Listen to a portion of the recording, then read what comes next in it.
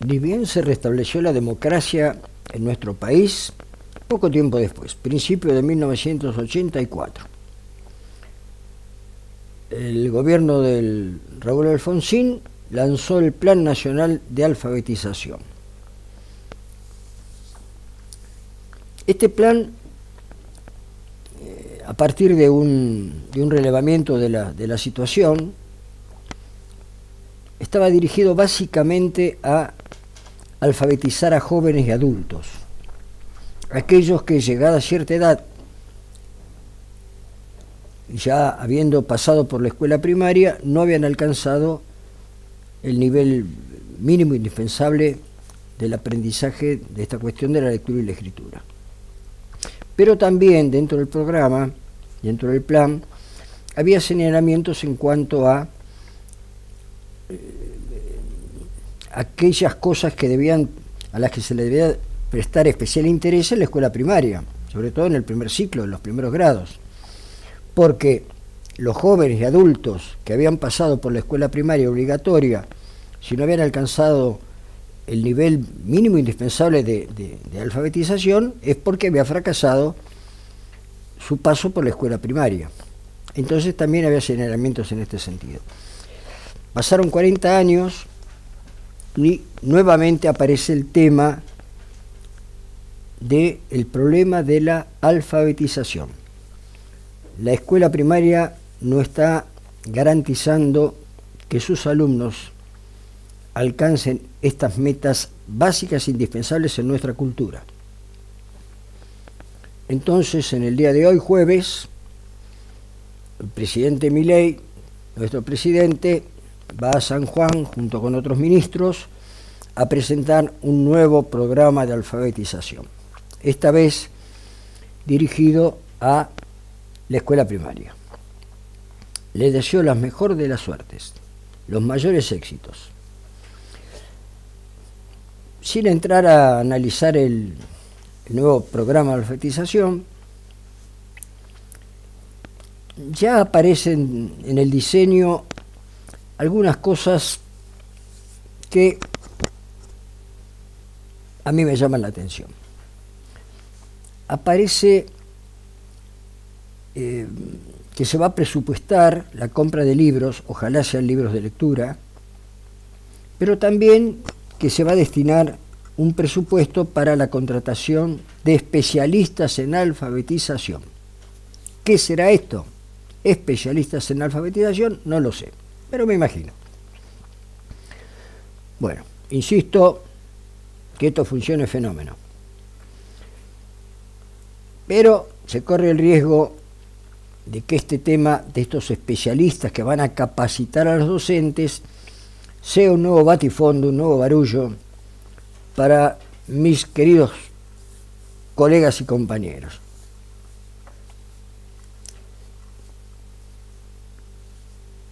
Ahora yo quiero ir, sin pretender aportar ninguna solución, que no la tengo, no me corresponde además, a desentrañar un poquito en esta orientación de la pedagogía de la sencillez, ¿qué se puede hacer independientemente de este otro gran programa nacional, en el que están involucradas todas las provincias? Ya firmaron no sé qué cosa en el Consejo Federal de Educación y todas las provincias se van a encauzar en este programa nacional de alfabetización. Pero vamos a esta pedagogía de la sencillez, a ver qué se puede hacer a ras del piso, en la cosa doméstica de lo escolar, la de todos los días, sin demasiada bulla, sin demasiado piripipi. Uno debe suponer, ya lo he dicho en otra ocasión, que aquella persona que recibe un título académico de maestro de primaria, ahora es profesor de primaria, sabe cómo enseñar a leer y escribir, entre tantas otras cosas, pero esto lo tiene que saber. Hoy la formación de maestros es de nivel terciario, es un nivel superior. Entonces, yo quiero suponer que todo aquel que ostenta un título de profesor de enseñanza primaria sabe enseñar a leer y escribir. Primera cosa. Bueno.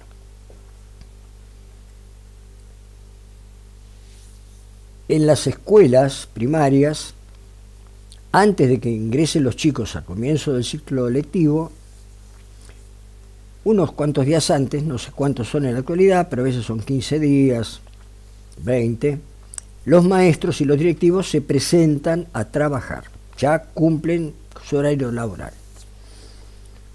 Se reúnen sin los pibes. Bueno, naturalmente en estas reuniones aparecen cosas menores, domésticas, charlas. ¿A dónde fuiste de vacaciones?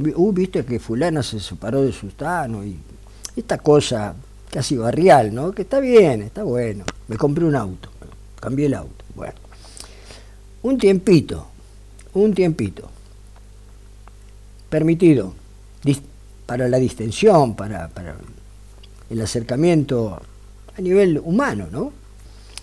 Cumplido eso, a la otra cuestión. La otra cuestión, creo yo, esencialmente tiene que ser la organización de la escuela para el año que se inicia, para cuando lleguen los chicos y que transcurra todo el año escolar. Dentro de esta organización, un tema es la distribución de los grados entre los docentes. Fulano va a primero, fulana va a quinto. Bueno, esta distribución, entiendo, debe ser el resultado del diálogo. Es preferible que ese resultado, que no sea una imposición desde la dirección de la escuela, que participe la dirección de la escuela, pero que sea el resultado de un diálogo. Más allá de que todo maestro debería poder trabajar en cualquier grado, hay que reconocer que cada persona tiene afinidades particulares. Hay algunos que se sienten con afinidad a las ciencias sociales, otros que se sienten con afinidad a las ciencias naturales, a la matemática. Bueno, esto no es raro, es normal.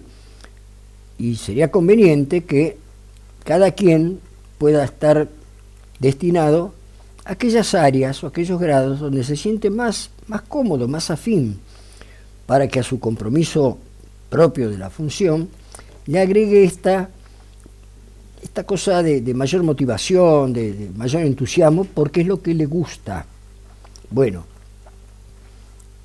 si como resultado de este vínculo entre compañeros, entre colegas, que buenamente y con absoluta sinceridad y franqueza se muestran más proclives a estar en un lugar que en otro, bueno, aparece alguno o algunos que también tienen afinidad con este tema de la enseñanza de la lectura y de la escritura en el primer ciclo, particularmente en el primer grado. Y bueno, darle ese destino.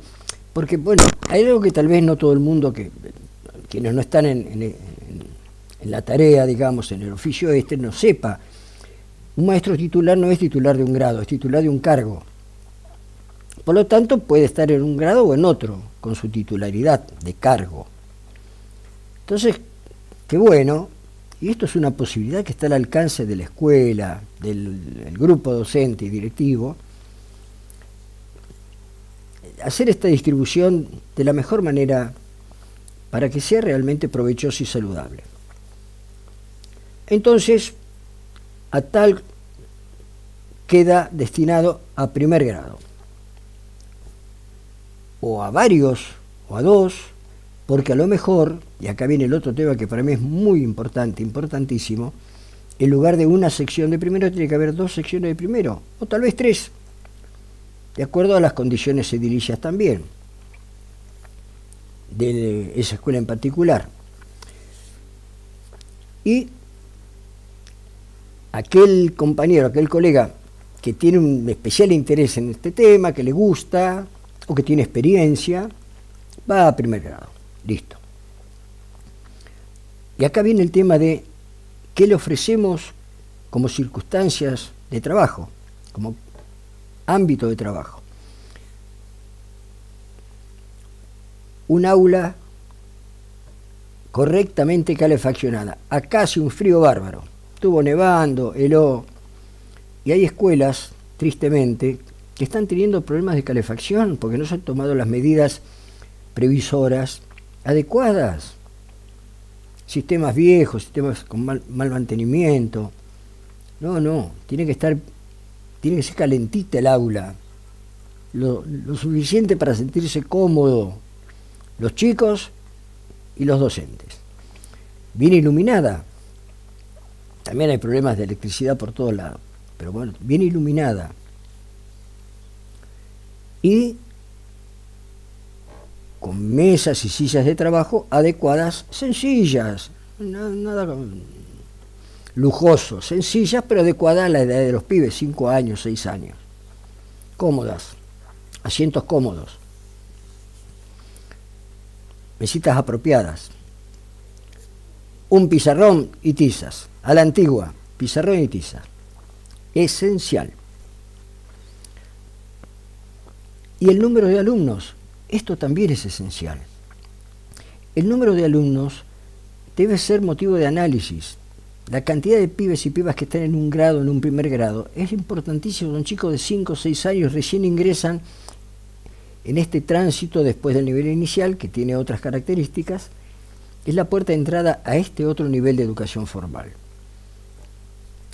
Por lo tanto, no se puede establecer a priori un número, habrá que estudiar el grupo de alumnos y ver, tal vez 12, tal vez 15, pero no 25.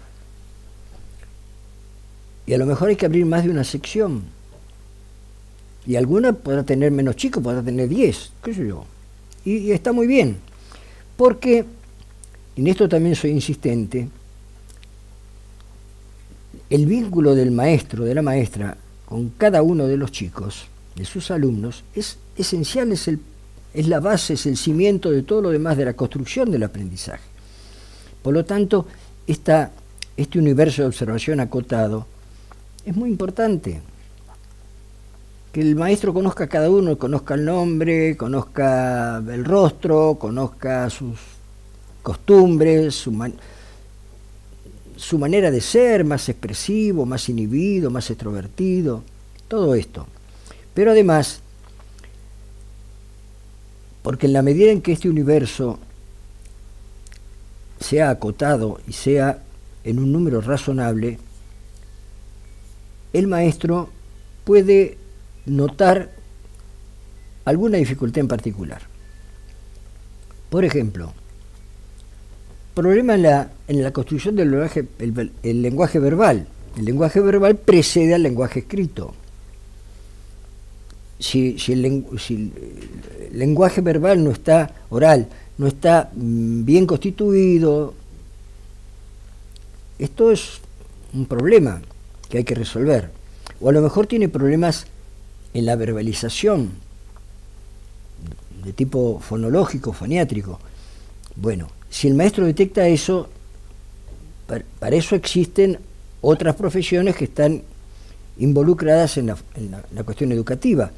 Recurrirá al fonoaudiólogo, le dará una información sobre lo que observa en ese chico en particular para que el fonoaudiólogo intervenga, vea cuál es el problema y vea por dónde pasa la posibilidad de resolverlo. La cercanía con la familia es muy importante. A lo mejor el maestro nota que al conocer a la familia, al tener comunicación con ella, que hay alguna dificultad de cualquier orden que amerita la intervención del trabajador social para ver qué puede aportar para bien de esa familia y consecuentemente del alumno. Una anécdota menor, si se quiere. En una ocasión teníamos un pibe, un alumno nuestro, en una escuela que se dormía. Iba a clase y se quedaba dormido. No es que se acostaba a dormir, se quedaba dormido. La compañera del área social visita a la familia, viene y me informa y dice, mirá, fulanito no tiene dónde dormir, no tiene un colchón en la casa, duerme en un rinconcito ahí entre unas mantitas, duerme mal. Y viene a la escuela y se duerme. ¿Qué podemos hacer? La respuesta inmediata, rápida y sencilla es conseguir un colchón y llevarle el colchón. Yo no sé cómo se enteraron del Ministerio de Educación, pero nos retaron. A mí me retaron. ¿Por qué? Porque lo que hay que hacer es trabajar en red. ¿Y esto qué significa? Informar al área municipal de acción social para que haga el relevamiento, no sé qué, de la familia y después hasta que llegue el colchón. Esto es también burocracia, ¿no? Una mentalidad burocrática. El pibe necesitaba un colchón, conseguimos el colchón, le llevamos el colchón, el pibe durmió en el colchón y al día siguiente estaba despierto en clase. Bueno, estas cosas y tantas otras llegan al conocimiento del maestro en la medida que tiene un número pequeño de alumnos, un número razonable de alumnos. Y esto se puede hacer, esto se debe hacer, creo yo. Y esto se ha hecho. Así es. Y acá viene el otro tema, aquel al que se van a dedicar los especialistas en alfabetización. El método. ¿Con qué método se enseña a leer y escribir? Un buen ejercicio personal es hacer, yo ya lo hice y lo comenté en un video anterior, hacer memoria de cómo uno aprendió a leer y escribir. Yo aprendí con un método de Sarmiento, y algo aprendí, por lo menos veo un texto y lo puedo leer, lo puedo comprender, quiero escribir algo y lo escribo.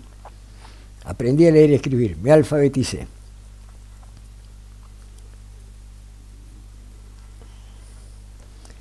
En el año 1962, Berta Braslavsky, que es una educadora muy reconocida, incluso fuera del país, publicó un libro que se llamaba La querella de los métodos. 1962, fíjense, siglo pasado, principio de la segunda mitad del siglo pasado, donde ahí se discutía si tal o cual, si palabras generadoras, si método global, ya se discutían esas cosas. Pero después de eso, el terreno se enrareció mucho más. Aparecieron descubridores del agujero del mate por todos lados y empezaron a circular otros debates sobre metodología para enseñar a leer y escribir. Algunas muy valorables en lo que aportaban, pero más que nada la conflictividad, ¿no? Bueno, aparece Paulo Freire con sus aportes, pero en definitiva el método de Paulo Freire no difería mucho del método de palabra generadora. Sí, la concepción en el contexto, en el vínculo, estaba pensado para adultos. Pedagogía del oprimido. El método de Emilia Ferreiro, que tampoco era un método, pero aparece como método, se verbaliza como método. Emilia Ferreiro. Y otros más, un montón. Empiezan a circular en el ambiente docente con qué método, la discusión de los métodos. La cosa se puso gravísima en la época de la ley federal, en el gobierno de Carlos Menem, en los 90, cuando aparece el gran debate entre constructivismo y conductismo. Parecíamos que estábamos en medio de unitarios y federales, faltara que nos pegáramos, que nos matáramos. Todo, o eras constructivista o eras conductista y te quemaban en la plaza pública, en la hoguera del desmérito, demérito, así se dice.